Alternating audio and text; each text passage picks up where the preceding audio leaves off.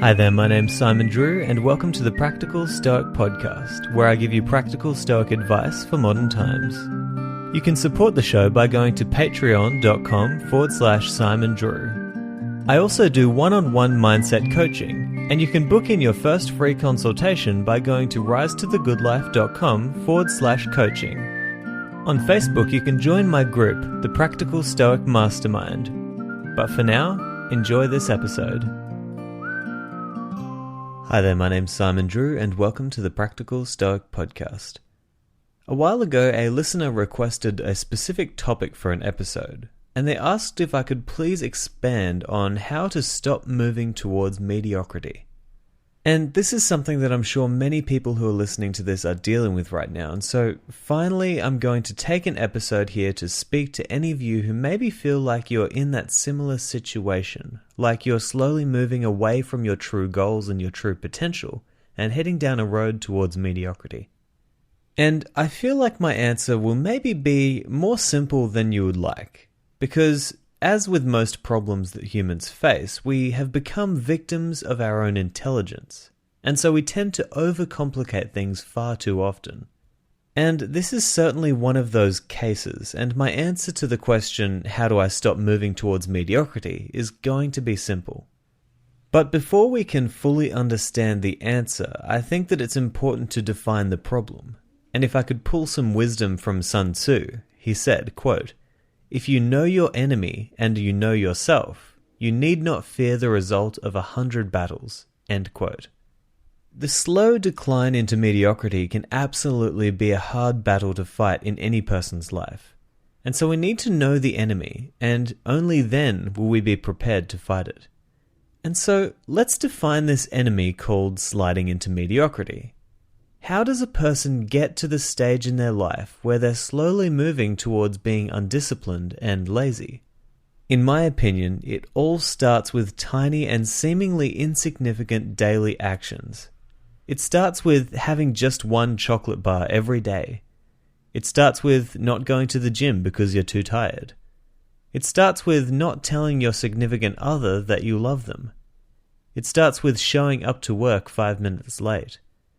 It starts with all of these things that seem like they won't make a difference, but if you compound them over time, then they make all the difference. And once they start making the difference, then you start to lose self-respect. And when you lose this self-respect, you start to slide even deeper into mediocrity. And now you have less shame, and you decide that you're in too deep, and you kind of give up on your diet, and you give up on making your wife feel special, and you give up on achieving your goals and dreams and desires. And now this is your life, called mediocrity.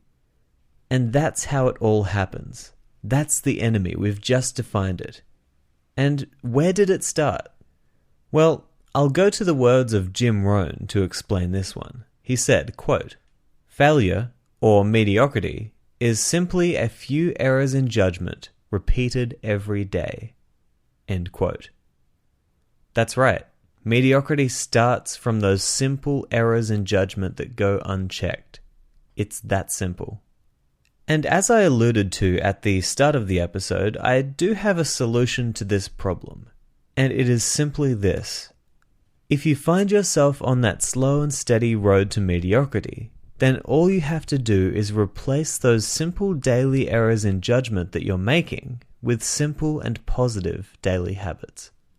For example, instead of a chocolate bar every day, try eating an apple. Send a text to your wife every day saying that you love her. Call your father. Clean your bedroom, as Jordan Peterson would suggest. Essentially what I'm saying here is that you've gotten yourself into this situation through simple daily habits that compound over time to create negative results.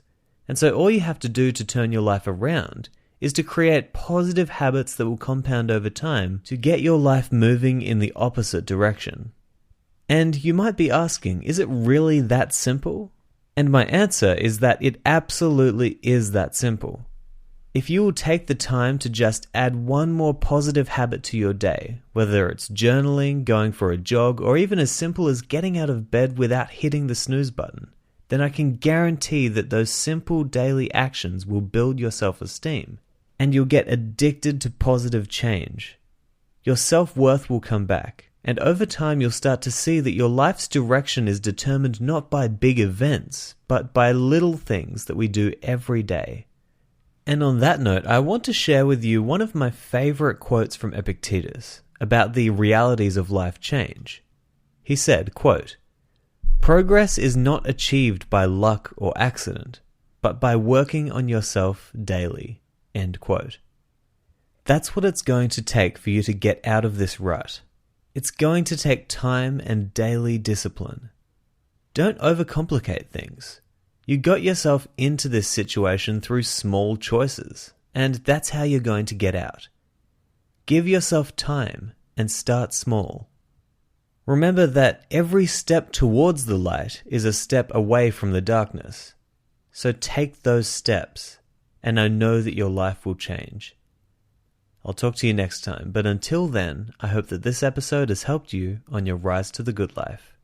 Ciao. Thank you so much for listening to this episode of the Practical Stoic Podcast.